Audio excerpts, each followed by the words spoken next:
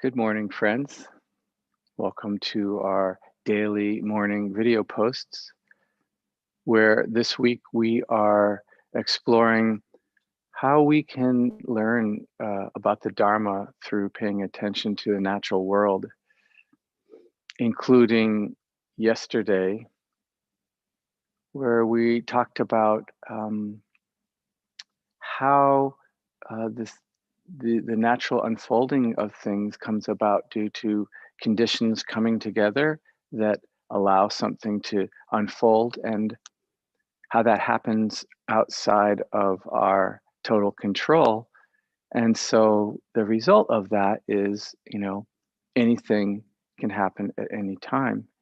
And being a life form living in this realm that's subject to that, and that being subject to that is vulnerable, and that vulnerability to being subject to that is an example of the second level of dukkha, called viparinami dukkha, or the dukkha due to change.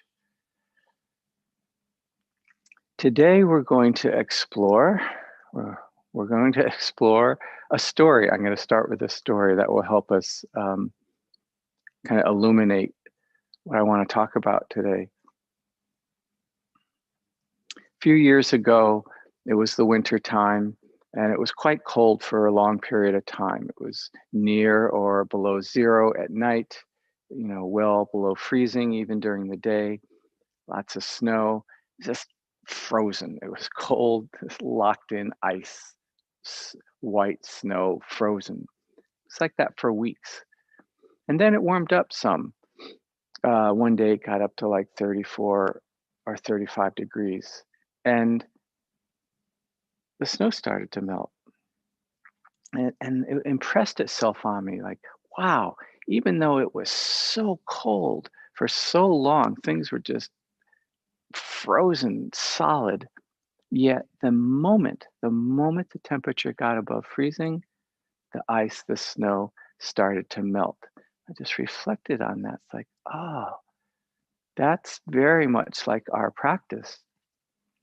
The mind can be lost in the mind-made world, lost in thought, lost in papancha for a long time. If we're doing the formal practice, it could be 15, 20 minutes just churning away in that world. And yet, one moment of mindfulness arises, and blink, the mind's back into the present moment. And it's basically back into the present moment as fully as it was when it left. Doesn't matter how long the attention had wandered or where it wandered to, just that one moment and present time awareness. There's this a saying that I looked for. I couldn't find where I heard it from. It says 10,000 years of darkness is dispelled by one moment of light. Like, it wouldn't matter how dark it has been, right? Doesn't matter how long.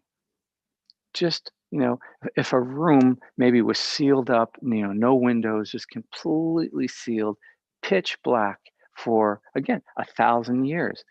All it would take, assuming, is electricity, just flick on the light or a candle or whatever, one moment, and that darkness is dispelled. So this is very interesting. Can we bring this understanding to our practice? It's like when we wake up from being lost in thought, we're back. Doesn't matter how long the mind had been lost in thought. Now it's present. And, how beautifully that was demonstrated in the natural world by the snow melting the moment it started to get above freezing, even though it had been way, way, way below freezing for weeks and weeks. So let's go ahead and do some of the formal practice and watch in our own experience this actually play out.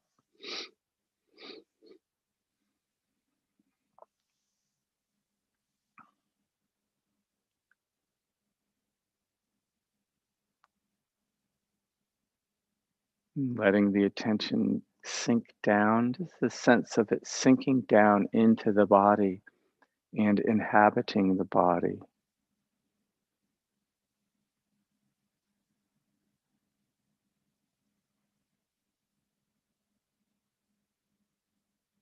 And in a way, just like we don't have to make an effort to kind of sink down and be connected to the earth, gravity does that for us.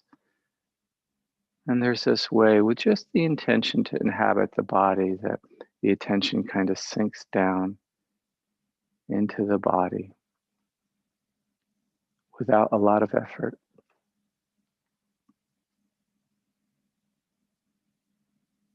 And we feel the touch points where the body is in contact with the earth below.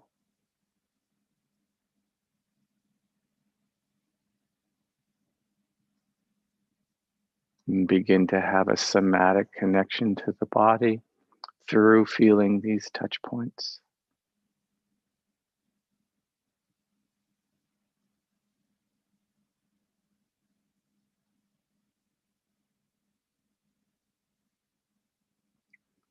And maybe even right here, maybe all day, yesterday, all night, all morning, you weren't aware of your body at all.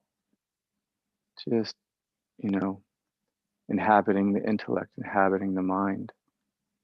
And then just takes one moment, direct the attention to the body, feel a touch point, and there are the sensations. They're right there. In just one moment, we can be connected to the body somatically, no matter how long we had been disconnected from it.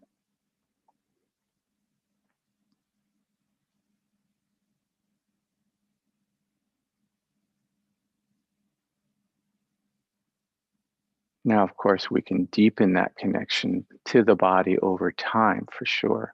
But that initial somatic knowing of the body, it does not take time.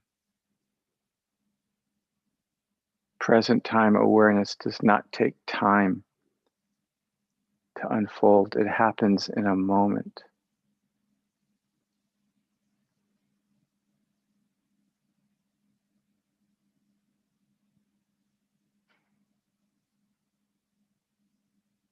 Feeling the body at these touch points, feeling the body more globally, noticing the body where it's not touching something, seeing if you can notice sensations in those parts of the body. Or just maybe in places, maybe not the whole body.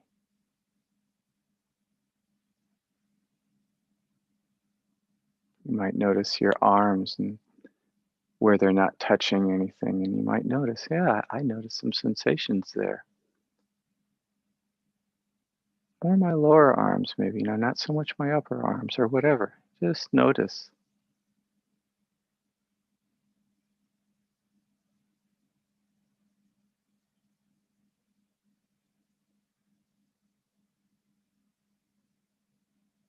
Try not to bear down with your attention on the body. Let the attention be wide and open and soft. Receiving the sensations of the body.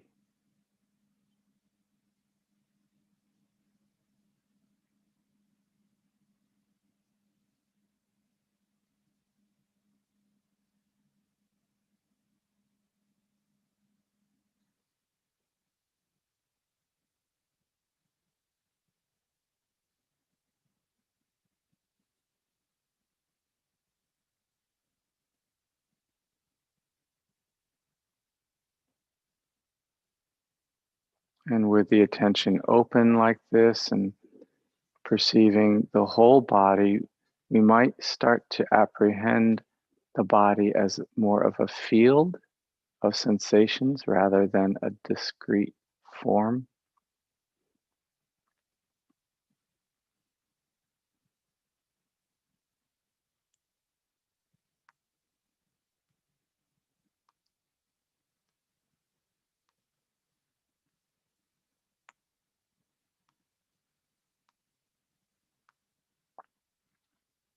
We don't feel body. Body is just a concept. We could call it car or tree, and it would still be the same thing. So we're not feeling body, we're feeling what? Pressure, warmth, vibration, tingling.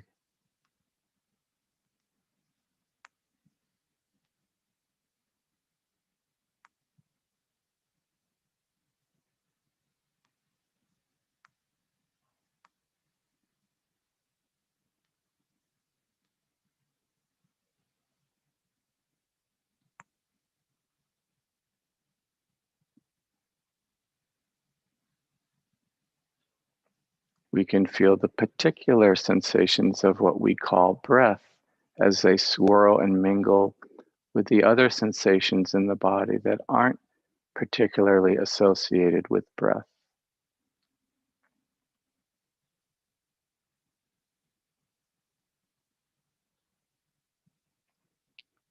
So what we're feeling is just one thing, the breath body, this field of changing sensations. Some of those sensations associated with the in and out breathing, some of those sensations not associated with the in and out breathing. All of these sensations associated with the aliveness of this body.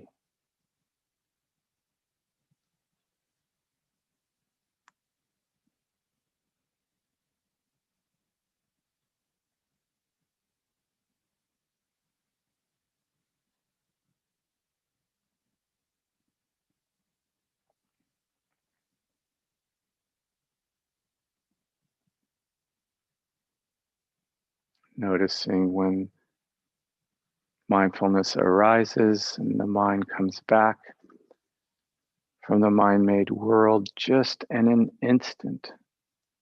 There's present time awareness. The body's right there. Doesn't take time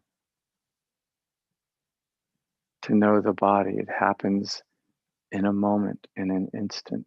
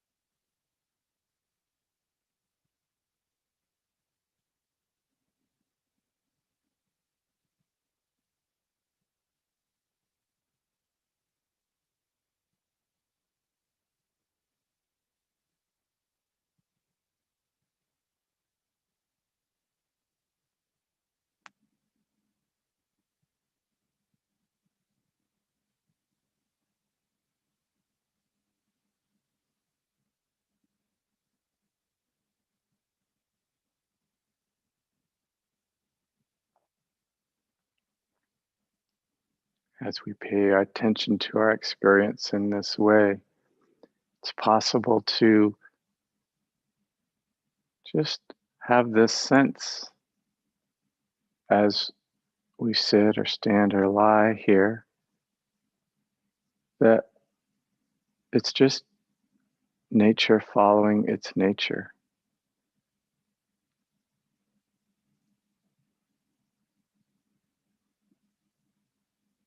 How this heart and mind works, the patterns that it follows, even how it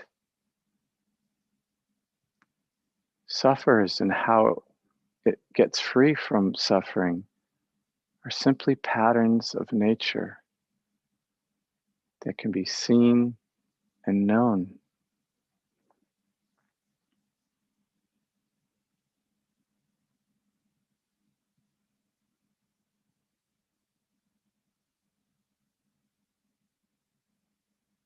seen and known as we pay attention to the natural world, seen and known as we pay attention to our own hearts and minds. We see that there's no difference.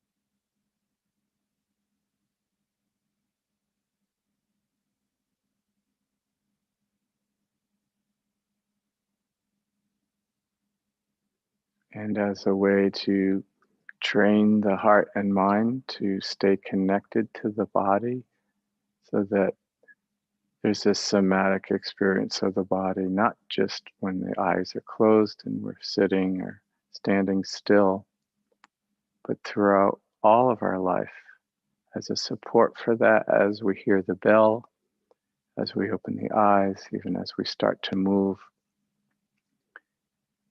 intentionally staying connected somatically to the body.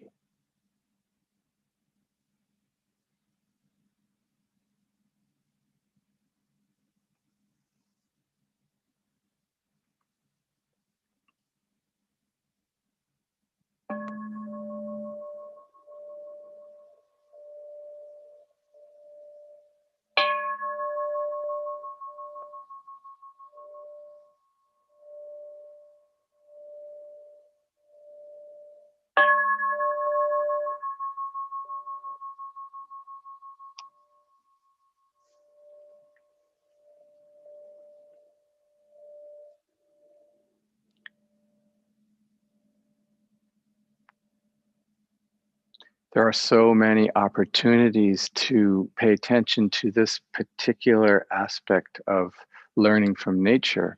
And that would be whenever you remember during the day to, oh, right, there's a body here, and turn towards it and feel it. It's right there. And it doesn't take time in order to feel it. No matter if it's been the whole day, you haven't been aware of your body. Right in that moment, when sati arises to remember, and you remember, it's right there, and you connect to it in a moment.